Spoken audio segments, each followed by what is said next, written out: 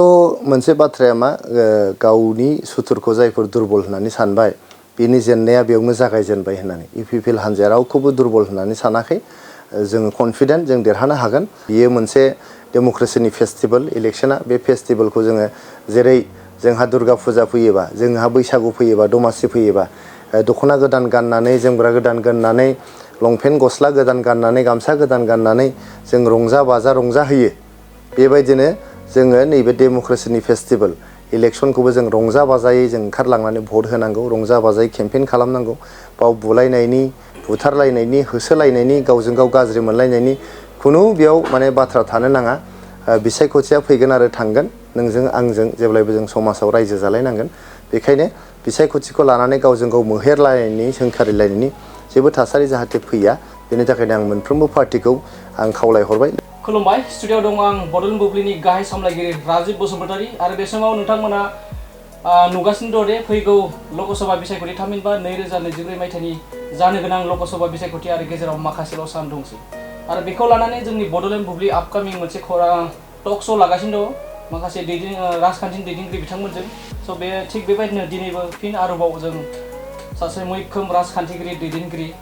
बिथाङानो जाहैबाय मिरु इउपिपिएल राजखान्थि दोलोनि गाहाय नेहाथारि राजु नार्जारी बिथांखौ गिबियावनो जोंनि बे बड'लेण्ड बुब्लि स्टुडिअ'आवहा बरायना लाबोबाय खुलुमबाय थारैनो जों बे समावहा नोंथांमोनाबो मिथिगौ दे 2024 मायथाइनि लक'सभा बिसायख'थिया गेजेराव आरो माखासेल' सान दंसै एबा दान दंसै दा बेखौ लानानै जों गोबां राजखान्थिनि बाथ्रा सावरायगोन लोगोसे आथिखालनि थासारि आरो प्रमद बर'नि दैदेननाय बिटिआर सरकारा माबायदि थासारियाव दं जों मोनफा मोनफा बिथांजों जों सावरायलांगोन गिबियावनो जों नोंथांनो मिथिनो नाजागोन दे आपकामिं बिसायख'थिनि थाखाय इउपिपिएल दोलोआ माबायदि थासारियाव दं इउपिपिएल दोलोआ माबायदि थासारियाव दं बियो आरो खुनु दोनखोमानाय बाथ्रा नङा इउपिपिएल दोलोआ जे दिनै बिराद जोबोद मोजां मोनसे थासारियाव दङ मजबुत गोख्रों आरो बयजोंबो अनसायजानाय बयजोंबो मान होजानाय सिबिजानाय मोनसे राजखान्थियारि हान्जा जानानै दं बेखौ दिनै बयबो मिथियो जोंहा दिनैनि तारिखआव गासैहाय 14 सा आरो 3 नमिनेटेड जासै 17 सा एमसिएलएफोर दङ 7 जन एमएलए दङ सासे मन्थ्रि दङ सासे एमपि दङ जोंहा चिफ दङ डेपुटि चिफ दङ आरो जोंहा बिटिआर सरकारावहाय स्पिकारबो दङ आरो जोंहा सेन्ट्रेल कमिटिनिफ्राय लानानै मोनफ्रोमबो गामिनि बुथ कमिटिसिम जोंहा कमिटिफोर दङ बेफोरखौ नायोबा जोंनि इउपिपिएल हान्जाया जोबोद गोख्रों मोनसे जांख्लायाव दंफैयो दिनै बे समाव बिटिआरआवहा जोंहा खोब मख'जाथावसिन बियाबानो जाहैबाय 1 नं क'क्राझार लकसभा आथिखालाव 1 नं जाहैबाय डिलिमिटेसननि उनावहा दा बे समावहा जोंनियावहा दा बिटिआरआवहा खोब गोख्रों मोनसे राजखान्थि दोलो दङ जेरावहा बिपिएफ दोलो होनना बुङो बिथांमोना खोब माने गोख्रोङै खामानि मावबाय थादों बेबायदि दोलोआवहा माबायदि नोंथांमोना सौसिलांनांगोन इउपिपिएल हिसाबै नङा जोंहा बियो भारतआ जाबाय मोनसे सुबुं दारा हादोर आरो बेहाय मोनसे माल्टि पार्टि माने डेम'क्रेटिक मोनसे सिस्टेम दङ बेवहाय पार्टिल' नङा इभेन सोरबा बेक्तिया सोरबा इन्डिभिजुवेला जुदि बिसायख'थियाव बाहागो लानो हायो गोसो जायोबा बाहागो लानो हायो बेखौ जोंनि संबिजिदा बेखौ एलाउ खालामो गतिके पार्टिल' नङा साफ्रोमबो नोगोरारियानो बिसायख'थियाव बाहागो लानो हायो दिनै जे बिटिआरआवहाय मोननै हान्जा दं जोंहा इउपिपिएल आरो बिपिएफ बियो मोनसे सिस्टेम जाबाय जिहेतु बिटिआरआ मोनसे सरकार बे सरकाराव मोनसे खुंथाय हान्जा थानांगौ मोनसेया जाहैबाय जोंहा हेंथा होग्रा हान्जा थानांगौ बे जाहैबाय जोंनि गणतन्त्रनि मोनसे सिस्टेम डेम'क्रेसिनि मोनसे सिस्टेम गतिके गोबाव सम बिपिएफ हान्जाया सरकाराव दंमोन आरो जोङो इउपिपिएल बा सिगां जों बिपिपिएफमोन बिपिपिएफआ दिनै इउपिपिएल जाफैबाय बे हान्जाया अपोजिसनाव दंमोन आरो दिनै जों इउपिपिएलआ रुलिं पार्टियाव दङ बिपिएफआ अपोजिसन पार्टियाव दङ दा बेबायदिनो सिस्टेमा थांबाय थागोन दिनै जिहेतु जोंनि इउपिपिएलनि सम इउपिपिएलआ सरकार सालायगासिनो दङ आरो जोबोद मोजाङै सामलायगासिनो दङ गोबाव मोनसे समसिम बिपिएफआ माने अपोजिसनावनो थाबाय थानांगोन बे समावहा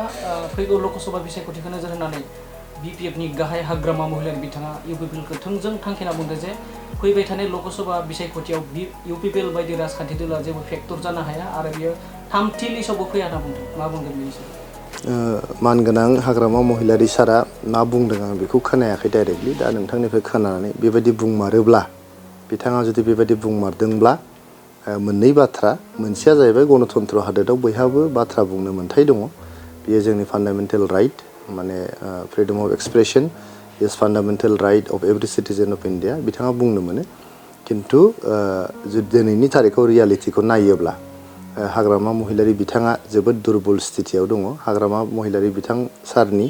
हानजा BPFआ जोबोद मोनसे दुरबल मोनसे थासारियाव दङ। बिथांमोना फैगोन बिसायख'थियाव जेननायखौ रोखा रोखा नुहुरखानानै दिनै बिथांनि हानजानि रोजा रोजा मावथिफ्रा जोंनि UPPL हानजायावहाय हाबफैजोब्बाय। नोंथांमोना नुदों जे दाखालिसो जोंहा दतमायाव जोंनि समाज सिबियारि बिरखां बर'नि दैदेननायाव फ्राय 1500 मावथिफ्रा जोंनाव जगदान जाफैबाय। बिनि सानसे सिगां जोंहा 13 नं चिरां BTC बियाबनि सिङाव 2500निबो बांसिन जोंनाव जइन जाफैबाय। दाखालि बिनि सानसे सिगां गसाइगावआवहाय गुमा आरो सराइबिल समस्तिनि फ्राय 3500निबो बांसिन BPF कर्मीफ्रा जोंनि UPPL हानजायाव जगदान जाफैबाय।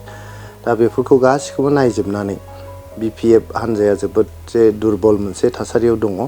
आरो बिथांमोना जिहेतु हारसिङै गेलेगोन, जोङो UPPL, BJP, AGP आरो GSP मोनब्रै हानजाया ज' नांनानै फैगोन जे MP इलेक्सन दङ बेखौ जों गेलेनो थांगासिनो दङ। NDA हिसाबै गेलेनो थांगासिनो दङ। दरं उदालगुरि आरो क'क्राझार बे मोननै जोंनि BTRनि बिजाबाव NDAनिनो केन्डिडेट थागोन आरो क'क्राझार लकसभा समस्तियाव जोंहा NDAनि जानानै UPPL केन्डिडेट थागोन आरो गोबां भटनि फारागथियाव जोंनि UPPLनि केन्डिडेटआ जे देरहालांगोन बियो रोखा जाखाबाय। बे समाव नोंथाङा बुंनायनि मोनसे बाथ्राखौ लानानै आं मोनसे सोंथि खालामबावनि जे बे समावहा नोंथाङा GSPनि बाथ्रा ओंखारदों जेला आङो नब कुमार सरिनिया बिथांनि बाथ्राखौ सोंदों। दा बिथाङाबो माखासे खौरां बिजोङाव बुंगासिनो जों मैया दाखालि बयसो बुंदों जे बिथाङा फिन आरोबाव क'क्राझार लकसभा बियाबावहा बिथाङा गेलेबावगोन होननानै, गेलेनो खाबु मोनबावगोन होननानै बिथाङा रोखा फोरमायदों। जोंनि सरकारनो जोंहा मानगोनां जनकलाल बसुमतारी सारा मोनसे आर'जलाइ गथायदोंमोन आसाम सरकारनो। आसाम सरकारा जिहेतु UPPL, BJP आरो AGPनि सरकार, बे सरकाराव मोनसे आर'जलाइ गथायदोंमोन जे नब सरानियानि जे ST सार्टिफिकेट बियो नंगुबै ना नंखाय बेनि मोनसे आर'जलाइ बिथांमोना गथायदोंमोन। बिथांमोननि आर'जलाइ गथायनायनि सायावनो जोङो मोनसे माने तदन्त खालामहोदोंमोन, हायेस्ट लेभेलनि मोनसे तदन्त खालामनानै मोनबाय जे बिथाङा जे ST सार्टिफिकेट बेखौ बर' कसारि होननानै बिथाङा क्लेम खालामनानै सार्टिफिकेटखौ दिहुनदोंमोन। नाथाय बिथांनि गासिबो बंस'खौ नागिरजोबनानै मोनबाय जे बिथाङा बर' कसारि नङा, बिथाङा हुरु कस जाथिनिसो होननानै जों तदन्त मोनबाय। आरो बे तदन्तखौ जोङो दिनैहाय जाय बिथाङा आर'जलाइ गथायदोंमोन जोंहा जनकलाल बसुमतारी सार बिथांनि आखायाव जों दैथायहरनाय जाबाय। दा बे जोंनि जे आसाम सरकारनि जे आसाम सरकारा BJP, UPPL आरो AGPनि सरकार, बे सरकारा जों इमिडियेट एक्सन लानानै बिथाङा जे बर' कसारि नङालासिनो बर' कसारिनि मोनसे ST सार्टिफिकेट दिहुनदों बेखौ नंखाय जालियाथि मोनसे सार्टिफिकेट लानानै बिथाङा MP इलेक्सन गेलेदोंमोन। आरो बेखौ बै समनि BPFनि जे सरकार, हाग्रामा महिलारि सार दैदेननाय सरकार, बिथांनि सरकारनि टेनियर समावनो बिथांनो मोनसे नंखाय सार्टिफिकेट होनाय जादोंमोन। ट्राइबेल संघनि बै समनि फांसनारिसफोरखौहाय प्रेसाराइज खालामनानै बिथांमोना बे सार्टिफिकेटखौ इसु खालामहोदोंमोन। आरो बेबायदिनो BPF हानजानि दैदेननायाव सरकार थानाय समावनो बिथाङा 10 बोसोर माने सासे MP जानानै MPनि स्टेटास मोनसे इन्जय खालामनो हाबाय। खिन्थु जोंनि सरकारा दिनै बिथांखौ बर' कसारि नङा, बर' कसारिनि नंखाय मोनसे ST सार्टिफिकेट दिहुननानै MP गेलेदों होननानै बिथांनि सार्टिफिकेटआ नंखाय होननानै जोङो फोसावनाय जाबाय। बे फोसावनायखौ लानानैनो जायफोरा दिनै बिथांनि MP केन्डिडेटसारनि MP जानायनि हेंथायै गसंदों बिथांमोना दिनै इलेक्सन कमिसन अफ इन्डियायाव थांनांगौ, नङाबा सुप्रिम कर्ट अफ इन्डियायाव थांनांगौ, नङाबा हाइ कर्टआव थांनांगौ जे सार्टिफिकेटखौ आसाम गभर्नमेन्टआ तदन्त खालामनानै मोनबाय जे बे नंखाय, गतिके बिथांखौ MP गेलेहोनो मोना होननानै जोंनि जे जायफ्रा एक्टिभिज्म खालामगासिनो दं बिथांमोना थाङोब्ला जोबोद मोजां जायो। पलिटिकेल पार्टिसफ्रा अनेक लिमिटेशन्सफोर थायो, खिन्थु जाय बेक्तिफ्रा, जाय सुबुंफ्रा दिनै गावसोरखौ दाबि खालामनानै लादों जे बिथांमोना हिरा सरनियानि हेंथायै गसंदों होननानै, जों दिहुननानै हरनाय जे फोरमान बिलाइ जे बिथाङा जे बर' कसारि नङा होननाय मोनसे फोरमानलाइ जों होबाय, बेखौ बिथांमोना इफेक्टिभलि बाहायनांगौ। थारैनो बे समावहा नब कुमार सरिनिया बिथांनि बाथ्राखौ लानानै जों सावरायबाय। बे समाव जों बिटिआरनि राजखान्थिनि बाथ्रा सावरायनो थाङोबा जयनिंनि बाथ्रा सावरायनो थाङोबा बे समाव हाग्रामा महिलारि बिथाङा सानफ्रोमबो जयनिं हाबाफारि लायो आरो इउपिपिएल दोलोआबो लागासिनो दं आरो इउपिपिएल दोलोआवबो जयनिं जागासिनो दं। दा हाग्रामा महिलारि बिथांनि बुंनाय बायदिब्ला जे इउपिपिएल दोलनिफ्राय सानफ्रोमबो 500, 1000, 2000 जयनिं जागासिनो दं होनना बुङो। थारैनो सैथो मा इउपिपिएलआ थारैनो इउपिपिएलआवसो जयेन जामारदों ना बिपिएफआवसो जयेन जामारदों? बिपिएफनि जयनिंआ ओरैबायदि दिनै नोंथांनि बड'लेण्ड बुब्लिनि स्टुडिअ'आव जौ बेदर संनानै लोंहोनानै जाहोनानै मानसि लेंहरोबा दानो बेयाव जायगा होथ्र'नो हानाय नङा। बे जाहैबाय जोंनि ओनसोलनि सुबुंफोरनि मोनसे नेचार। स्पेसियेलि जोंनि ट्राइबेल माहारिनि सुबुंफ्रा जों रंजानो बाजानो मोजां मोनो, जौ बेदर जानो लोंनो मोजां मोनो। गथिखे दिनै बिथाङा गावनि रेजर्ट मा नाम मोनलाय रेजर्टआ? बाथौ खेराइ रेजर्टआव बिथाङा बेबायदिनो जौ बेदरनि आयजन खालाम मानसिफोरखौ लेंहरनानै मानसिफ्रा थाङो जानो लोंनो। बेखौनो बिथाङा बिपिएफनि माला गानहोहरो होननानै जों खोनादों आरो जों मिथिदों। गथिखे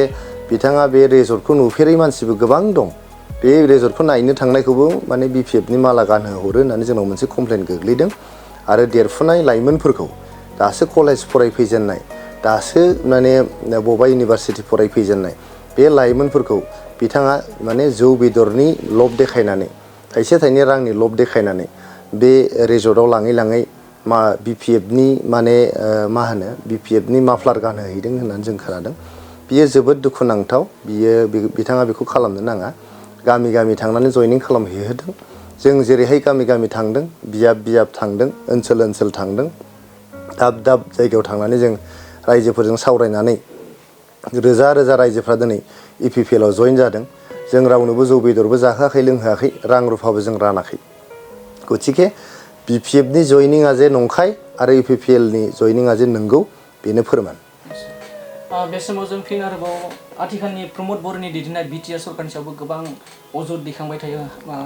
बिपिएफनि गाहाय हाग्रामा महिलारि बिथाङा बुंदों जे प्रमद बर'नि दैदेननाय बिटिआर सरकारा टटेलि फेलार आरो सिआइटि साखाथियाव गंसेल' स्पिड ब्रेकार बानायदों होनना बुंदों। थारैनो फेलार नामा इउपिपिएल सरकारा? बिथाङा जेसेबांनो बेबायदि बाथ्रा बुंगोन बिथांनि सापर्ट बेसआ खमायलांगोन। बिथांखौ हेफाजाब होग्रा मानसिया खमायलाङो। गामि जोंहा दा मोनसे प्रग्राम सोलिगासिनो दं। बे जाहैबाय जोंनि 0.3 प्रग्रामआ जाहैबाय मोनफ्रोमबो बिसिडिसिआवहाय जोंहा बेनिफिसियारि मिट खालामगासिनो दं। दा मोनसे बिसिडिसिआव भटआनो दं 6000, 7000, मेक्सिमाम 7000। बेवहाय बेनिफिसियारिखौ जों नुबाय 4000आनो बेनिफिसियारि। सोरबा जोंहा न' मोनबाय, सोरबा जोंहा अरुणोदय मोनबाय, सोरबा सेल्फ हेल्प ग्रुपनि 75,000 रां मोनबाय, सोरबाबा हानि पाट्टा मोनबाय, सोरबा अनसाय बिथांखि मोनबाय, सोरबा गियान सोरां मोनबाय, सोरबाबा आइ अनसाय बिथांखि मोनबाय। दा बेबायदिनो जोबनो गैयै सोरबाबा बड'फा सुपार 50 मिसननि आन्दाराव फैबाय। बेबायदिनो फ्राय 4000सो माने मिनिमाम 4000 मोनफ्रोमबो बिसिडिसिआव जोंहा बेनिफिसियारिफोर दंसै। बेखौ जोङो नैबे 0.3 मिसननि गेजेरजों जों मिथिनो मोनबाय। दिनैहाय हाग्रामा महिलारि सारा मोनसे सुजुग मोनदोंमोन। खनथाम रायजो राजाफ्रा बिथांखौ भट होनानै सरकाराव थिसनदोंमोन। बिथांनो बिटिआरनि चिफनि बिबानखौ होदोंमोन। बे खनथामाव बिथाङा 15 बोसोर चान्स मोनदोंमोन। लोगोसे जोंहा 2 बोसोर इन्टारिम काउन्सिल मोनदोंमोन। इन्टारिम काउन्सिलनि बोसोरनै आरो 15 बोसोर 17 बोसोर बिथाङा सुजुग मोननायाव मोनसेबो इन'भेटिभ बिथाङा फ्लेगशिप स्किम खालामनो हायाखै। जायनि थाखाय आं बुंदोंमोन जे सोरबा जुदि बिथांनि इन'भेटिभ मोनसे फ्लेगशिप स्किमनि नाम बुंनो हायोबा आं 5000 होगोन होननानै। बोसोरनै सिगांनो बे 5000 बान्थाखौ आं फोसावदोंमोन। दिनैसिमबो बड'लेण्ड ओनसोलनि सासेबो मानसिया बे 5000 बान्थाखौ लानो हायाखै। मिनिं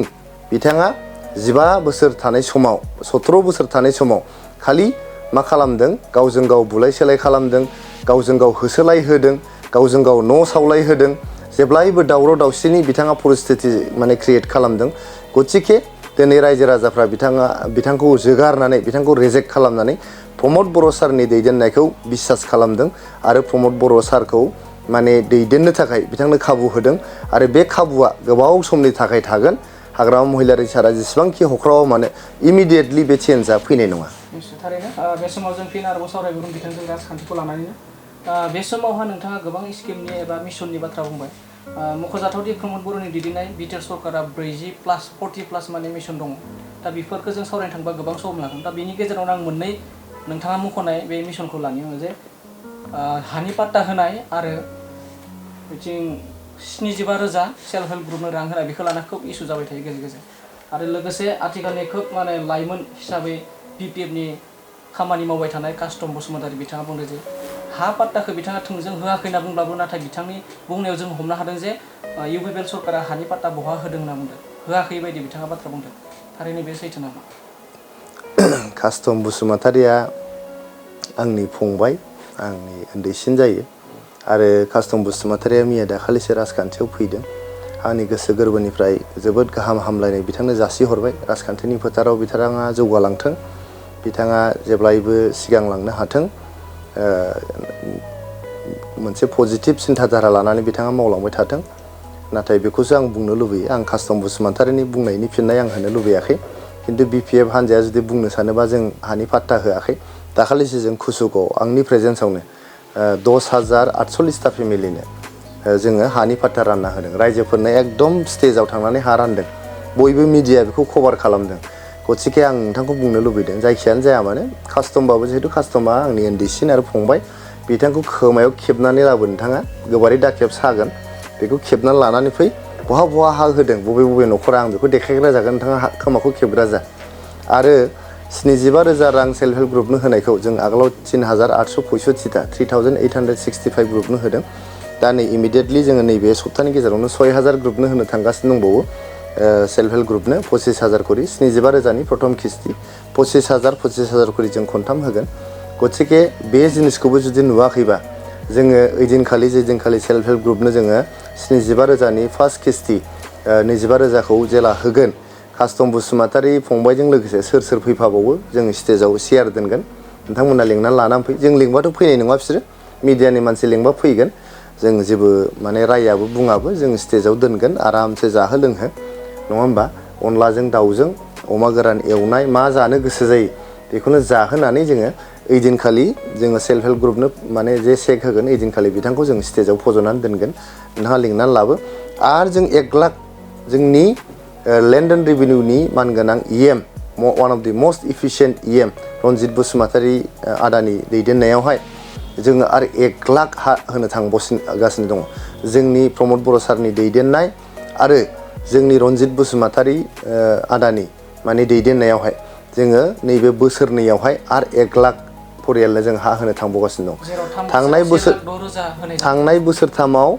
बोसोरनैल' जों मावनो मोन्दों बोसोरसेया लकडाउन आरो कर'नायाव थांदों गथिखे बोसोरनैयाव जुदि जों 1,06,000नो होनो हायोबा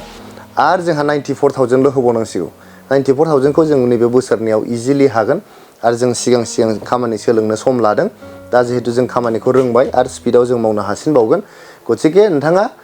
कास्टम बसुमतारी फंबायखौ आं जोबोद अनो बिथांनो इनभिटेसन नोंथाङा मोनसे हो आरो नोंथांनि मिडियानि गेजेरजों आं बिथांखौ इनभिटेसन होबाय नैबे जे जोङो 75,000नि 25,000 किस्ति होनाय बेयाव जोङो मासि गावजों लोगोसे सोर सोर फैफायो बिथांमोननो मासिजों फज'नानै दोनगोन सिगां सारियावनो बिथाङा बिनि उइटनेस जानांगौ आरो इमिडियेटलि जों हाबो होनो थांगासिनो दं हा होखालि दिनखालिबो नोंथाङा बेखौ इनभिटेसन हो बेयावबो जों मासि फज'नानै दोनगोन कास्टम बसुमतारी फंबायनो बिथाङा फैनानै जों हा होनायखौ नायफानांगौ आरोखि आरो जों हा होमारोबा जेबो खालामनाङा बिथाङा खनसे आखाइल' खबनानै थांनांगौ थारैनो बे समाव जों माखासे दान्थे बिदान्थेनि बाथ्राखौ लाना सावरायबाय फिन आरोबाव जों जोबथा जों कास्टम बसुमतारी बिथांनिनो बाथ्राखौ लाना सावरायबावनि जे बिथाङा फोरमायबावदों जे UPPL सरकारा दाउ बिदै हांसो बिदै रानिनो फेलें जाबाय होनना बुंदों मोनसेबो पिक मिसनानो जा जायखिजाया मिसना साक्सेस इनकमप्लिट होनना बुंजोबदों मा बुंगोन कास्टम बसुमतारीखौल' सोंबाय नोङो फंबाय आं मा होनबावनो गावनि फंबायखौ मा होनो दे कास्टम बसुमतारीखौ बुंनोबो उसुबिदा मोनलायलाङो बेखौ उन्दै मानसि दासो हाबजेननाय गुदुं गुसु जेबो मिथिथ'वाखै कास्टम बसुमतारीया सोलोंथों पलिटिक्सनि बाथ्राफोरखौ सोलोंथों दा आं बेखौल' खावलायदों जिहेतु बिथाङा रिसेन्टलि आं मिथिनायाव फंबाया माने संसारनि माबायावबो आगान होदों न'खरबो माने दाजेनदों गथिखे बेबायदि नेगेटिभ सिन्थाधाराजों सोलिनो नाङा नेगेटिभ सिन्थाधाराजों सोलियोबा मा जालांगोन बे बिथांनि राजखान्थिनि जे लामा बियो माने मोस्लेट जालांगोन दा पजिटिभ सिन्थाधाराजों लानांगौ गावनिफ्राय देरसिन फुरानासिन BPFफ्रानो जेबो होना मिथिखा हसिखा बेहा गोदान थांनानै माबा माबि होनलानाय आं खोनादों आं नुवाखै मानसिफ्रा बुंबाय थादों जे कास्टम बसुमतारीया जोबोद हब्रागासिनो दं होननानै हब्रानो नाङा गोबां बिनिफ्राय गागिसिन BPF दैदेनगिरिफोर दं बिथांमोनाथ' जेबो होनाखै जोंथ' जेबो होननाय खोनायाखै दा बिथाङासो गोदान थांनानै बांसिन हरानाय माने बेखौ बाहायदोंसो बे बुजियाखै BPFनि बे सालाक दैदेनगिरिफ्रा कास्टम बसुमतारीखौ माने बाहायदों बिथाङा जास्ट माइकनि हरनसो एमप्लिफायारा दस्रासो एमप्लिफायाराव दामहरबासो बे गाबोयोना जों दा बे हरनखौसो नुदों आरोखि हरना जाहैबाय कास्टम बसुमतारी आरो एमप्लिफायारा जाहैबाय जोंनि मानगोनां हाग्रामा महिलारी सार आरो गुबुन बे गागि BPF दैदेनगिरिफोर जे दं दा बिथाङा हरन जानो नाङा गावनो एमप्लिफायारसो जानांगौ बियो थारैनो जों बे समाव माखासे प्रमद बर'नि दैदेननाय बिटिआर सरकारनि बाथ्राखौ सावरायबाय दा जों फिन आरोबाव जों फैफिननोसै आथिखाल 2024 मायथाइनि लकसभा बिसायख'थिखौ लाना सावरायबावगोन दा बे समाव BPF राजखान्थि दोलोनिफ्राय उदालगुरि आरो क'क्राझार लकसभा बियाबनि थाखाय पेनेलिस्टआवहा मुं फारिलाइ फोसावबाय दा बयनिख्रुइ सावरायजाथाव आरो सावरायजानाय बाथ्राया जाहैबाय 1 नं क'क्राझार लकसभायाव BPF दोलोआ पेनेलिस्टआव 3 मुं होदों जेरै प्रमिला रानी ब्रह्म खाम्फा बरगयारी आरो जोबथायाव 3 नम्बरावहा पृथ्वीराज नारायण देब मेस दा बे बाथ्राया गोबां सावरायजादों दिनैनि समाव माबोरैहाय BPF दोलोआ पृथ्वीराज नारायण देब मेस सासे लाइमोन सेंग्रा जाखांफु होनायखौ होखोनानै दा बे हिसाबै UPPL दोलोआ खहा जागोन नामा जेरै नब कुमार सरनियानि जायगायाव बेखौ होनाय बायदि जादों होनना गोबां सावरायदों पृथ्वीराज देब नारायण मेस बियो बबेनि मानसि सोर बे आं बेखौ मिथिया आंहा बेबायदि एसोसिएशनबो बिथांजों गैया बियो जोंनि UPPL हान्जायाव दङमोन होननानै आं खोनादों आरो जोंनि सिनियरफोरनिफ्राय आं खोनादों जे बिनि गाज्रि आखल आखुनि थाखाय एन्टि पार्टी एक्टिभिटिसनि थाखाय बेखौ जोंनि UPPL हान्जानिफ्राय रिलिज खालामदों जोंहा मावथि ब्रह्म हाज'वारि सारा जोंनि जेनेरेल सेक्रेटारिमोन बिथाङा बुंदों जे गावनि आखाइजोंनो साइन होनानै बिथांखौ रिलिज खालामदों होननानै दा आं बिथांनि सोमोन्दै आं बुंनो थाङा दा बाथ्राया जाहैबाय सानैबाव मानसिनि नोंथाङा मुं लादों बे जाहैबाय खाम्फा बरगयारी सार आरो जोंहा प्रमिला रानी ब्रह्म मेडाम सानैबो बहुत सिनियर लिडार बर'फोरनि आन्दलनाव जड़ित जाबोनाय सानैबो बहुत रेसपेक्टेड मानसि आरो बर' आन्दलनजोंनो सौसिबोनानै बिथांमोना पलिटिशियान जाफैनाय दा मेडाम प्रमिला रानी ब्रह्मखौ आं मिथियो जे बिथाङा 30 इयार्स 30 बोसोर बिथाङा 6 बार ना बेसेबांबा MLA जादों आंना भुल जायाखैबा 15 बोसोर बिथाङा मन्थ्रिबो जादों दा सासे मानसिया 30 बोसोर MLA जाखांनानै 15 बोसोर मन्थ्रि जाखांनानै लाइफआव जेखौ मावनांगौ बेखौ मावलांखांजोब्बाय माबा मोनसे मोजां मावनांगौमोनब्ला गोदान मावनांगौमोनब्ला इनोभेटिभ क्रिएटिभ माबा मोनसे इउजफुल इफेक्टिभ खामानि मावनांगौमोनबा बिथाङा जथेस्थ टाइम मोनबाय गतिके दा गोदानै माबा मोनसे मावबावनो हागोन होननानै बे माने बिथांनि बे बैसोआव विथ डिउ रेसपेक्ट टु हार बेबायदि बैसोआव हयथ' बे समायला बे क'क्राझारनिफ्राय दिल्ली थांबाय थानांगौ फैबाय थानांगौ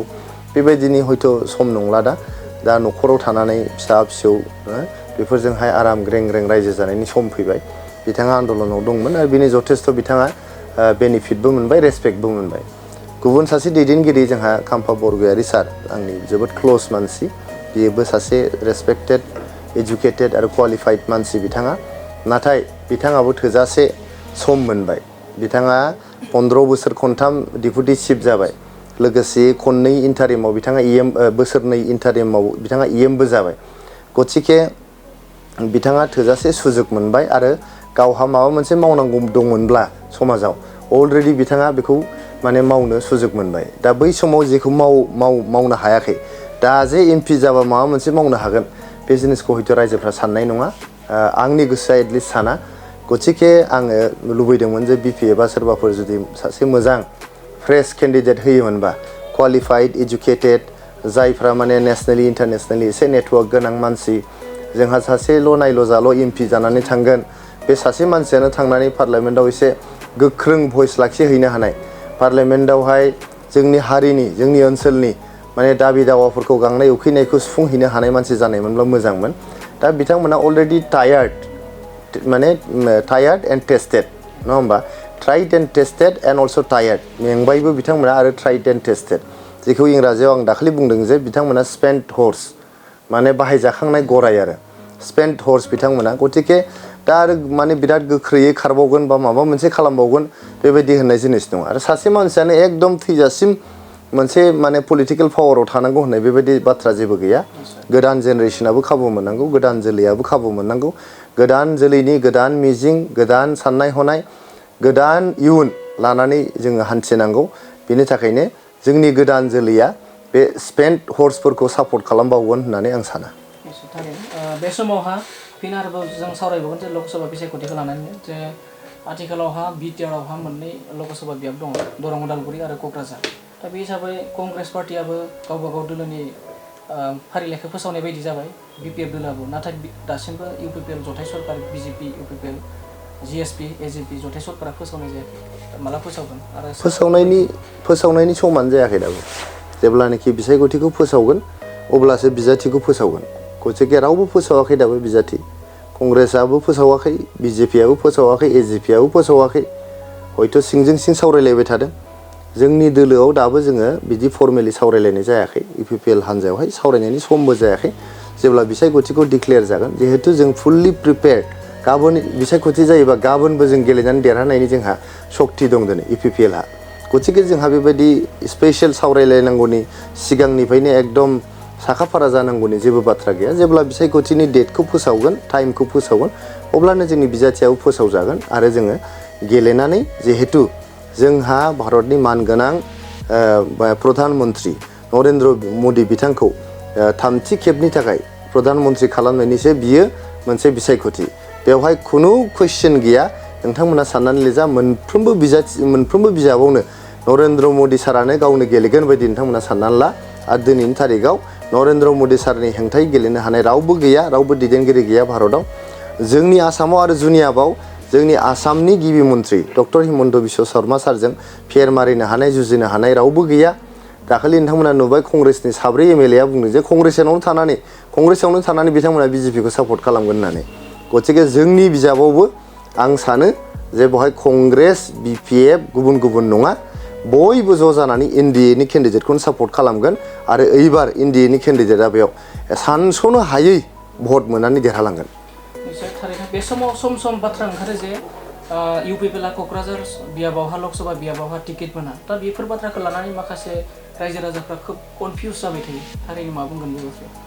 जोंहालाय इउपिपिएलआ सोरनावबा बिनांगौ मा दं जोंहाथ' इन्डिपेन्डेन्ट मोनसे पार्टिसो नङा होमबा इउपिपिएलआ जोङो मोनसे इन्डिपेन्डेन्ट रिजनेल मोनसे पार्टि जों डिसाइड खालामगोन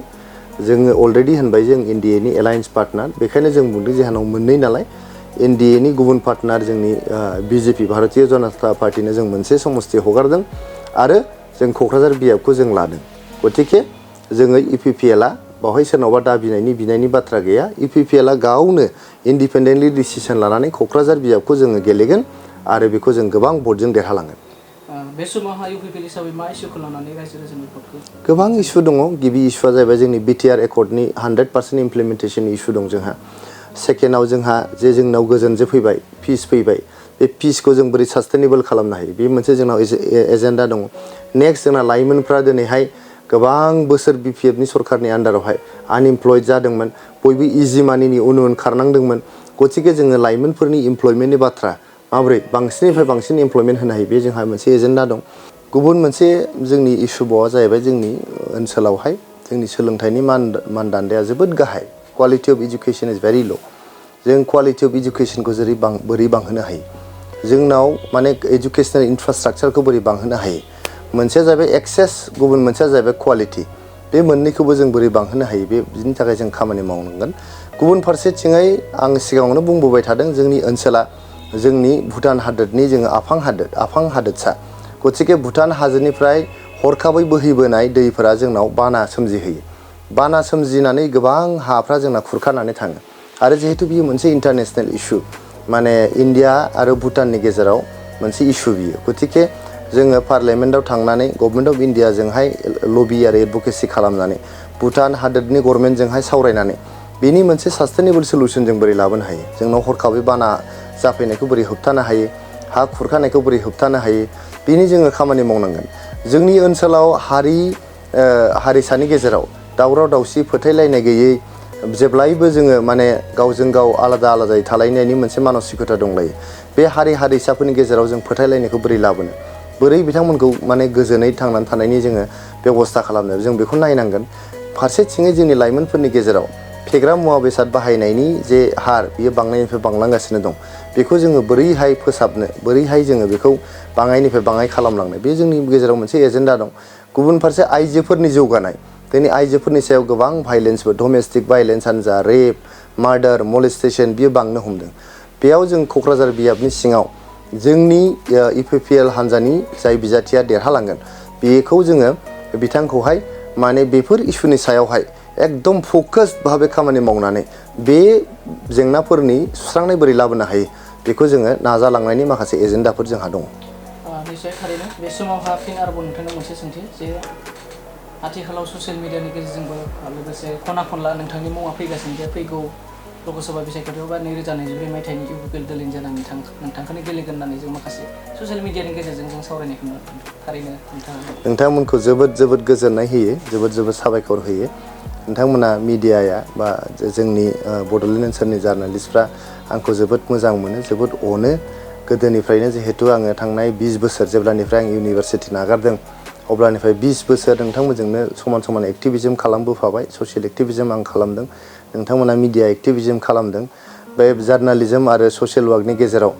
जिहेतु जार्नालिजमाबो मोनसे ससियेल वार्क, जोङो माने मोनसे फोथारावनो थानानै ज' खामानि मावलायदों गोदोना गोबालायनानै। बेनि थाखायनो हयथ' नोंथांमोना मोनसे सानो जे आं जायोबा मोजां जागोन, नोंस्रा रायलायनो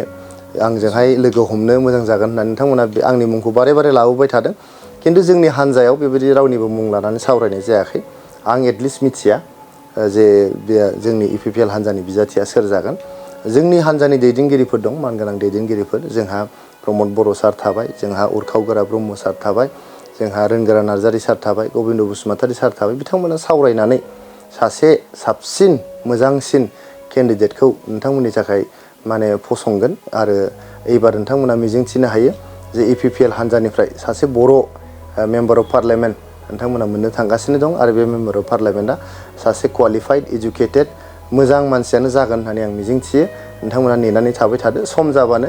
जोंनि हान्जानिफ्राय फोसावनानै होगोन। अब्लानो नोंथांमोना नुगोन जे येस UPPL हान्जाया सासे मोजां सुबुंखौनो बिजाथि होननानै फोसावबाय होननानै। बे समावहा UPPL हिसाबै कन्टेस्टआ सोरजों जागोन बायदि? कन्टेस्टआथ' मोनसे बाथ्राया मा, गावनि सुथुरखौ जायफोर दुरबल होननानै सानबाय बिनि जेननाया बेयावनो जागायजेनबाय होननानै। UPPL हान्जाया रावखौबो दुरबल होननानै सानाखै। जोङो कनफिडेन्ट जों देरहानो हागोन। जायफोर हान्जाफ्रा बेयाव कन्टेस्ट खालामगोन बिथांमोनानो जोंनि कन्टेस्ट जागोन होननानै आं सानदों। बेयाव कंग्रेसबो थानो हागौ, बेयाव हयथ' माने बर'निबो थानो हागौ, बेयाव हयथ' जोंहा BPFनिबो थानो हागौ। जायफोर हान्जाया बेयाव बिजाथि होगोन बिथांमोनखौनो जों रावखौबो खम होननानै सानाखै, बिथांमोनानो जोंनि कन्टेस्ट होननानै सानदों। रावखौबो बेयाव गाहाय साननाय हेव साननायनि बाथ्रा गैया। बेयो जिहेतु माल्टि पार्टि सिस्टेम डेम'क्रेसि जोंनाव दङ, बयहाबो मोन्थाय दङ गेलेनो। आंनि खावलायनाया मोनसेल' जे आङो मैया टिपकायाव थांदोंमोन। टिपकायाव आं खोनाबाय जे बेवहाय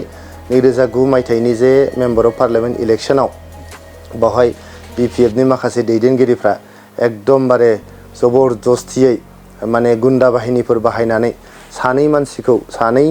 मानसिफोरखौहाय बर' मानसियानो, बर' फिसायानो बिथांमोनखौ थिखांनानै लाबोनानै बहाबा बुथारफैदों जाहैदों 2009 मायथाइनि MP इलेक्सनाव। दा बे बिथांमोननि गोथै सह'खौबो मोनफिनाखैनो आरो बिथांमोननि न'खरा जोबोद जाल्लायाव दङ। दा बेबायदि थासारिया जाहाथे जाया, बियो मोनसे डेम'क्रेसिनि फेस्टिभेल इलेक्सना। बे फेस्टिभेलखौ जोङो जेरै जोंहा दुर्गा फुजा फैयोबा, जोंहा बैसागु फैयोबा, दमासि फैयोबा दख'ना गोदान गाननानै, जोमग्रा गोदान गाननानै, लंपेन्ट गस्ला गोदान गाननानै, गामसा गोदान गाननानै जों रंजा बाजा रंजाहोयो। बेबायदिनो जोङो नैबे डेम'क्रेसिनि फेस्टिभेल इलेक्सनखौबो जों रंजा बाजायै जों ओंखारलांनानै भट होनांगौ, रंजा बाजायै केम्पेइन खालामनांगौ। बाव बुलायनायनि, बुथारलायनायनि, होसोलायनायनि, गावजों गाव गाज्रि मोनलायनायनि खुनु बेयाव माने बाथ्रा थानो नाङा। बिसायख'थिया फैगोन आरो थांगोन, नोंजों आंजों जेब्लायबो जों समाजाव रायजो जालायनांगोन। बेखायनो बिसायख'थिखौ लानानै गावजों गाव मोहेरलायनायनि, सोंखारिलायनायनि जेबो थासारि जाहाथे फैया, बेनि थाखायनो आं मोनफ्रोमबो पार्टिखौ आं खावलायहरबाय, लोगोसे आफा इसोरनाव आर'ज गाबबाय नैबे फैगौ बिसायख'थिया जाहाथे जोंना गोजोनै मोजाङै मोजां बारलाङो। नंगौ, बे समाव जोबथा जोंनिफ्राय सोंथि। बे समावहा नोंथाङा दा आथिखालनि मिरु UPPLनि गाहाय नेहाथारि हिसाबै, UPPL हिसाबै क'क्राझार बियाबावहा बेसेबांसो भट मोननानै देरहानायनि सानो दा? जोंहा UPPL गोजानो फ्राय 4.5 लाखनिफ्राय 5 लाख भट दं दा। थांनाय बाराव जोंहा जेबो गैयैयावनो जों 3,20,000 भट मोनदों। दा जोङो गोबां भट बारायनायखाय जों फ्राय माने 2 लाखसो भट बारायनायखाय जोंहा खासा 5 लाखसो जोंहा भट दं। प्लास जोंहा BJPनि भट थाबाय, BJPआबो हमना लादो 2-2.5 लाखसो भट दङ। होमबा जोङो 7 लाख 7.5 लाख भट मोनबाय। AGPआबो जुदि भट थाबावोबा एसे, होमबा जों फ्राय माने 8.5 लाख 9 लाख GSP AGP खौ लानानै 8.5 लाख 9 लाखनि मोनसे दिनैनि बे मोनसे एस्टिमेटसो जिहेतु रायजोआनो राजा डेम'क्रेसियाव रायजोआ जायनो भट होगोन बेनो देरहागोन आं बेयाव स्टुडिअ'आव जिरायनानै एथ' मोनगोन होननायाबो माने थिग जानाय नङा खिन्थु जोंनि मोनसे एस्टिमेट राफलि एस्टिमेट जे 8 लाखनिफ्राय 9 लाख जोङो भट मोननानै देरहालांगोन आरो रायजोआ जोंखौ अनसायगोन दा नेनानै थादिनि रायजोआनो जिहेतु राजा रायजोआनो जोंनो जुदि अनसायोबा रायजोआ जोंखौ अनोबा भट होयोबा जों मोजां रायजोखौ रायजोखौ सेवा खालामनायनि रायजोनि आथिं खुलुमनानै रायजोनि गाहाम मावलांनायनि जोङो मोनसे सुजुग सुबिदाखौ लानो थाखाय अराय हास्थायगोन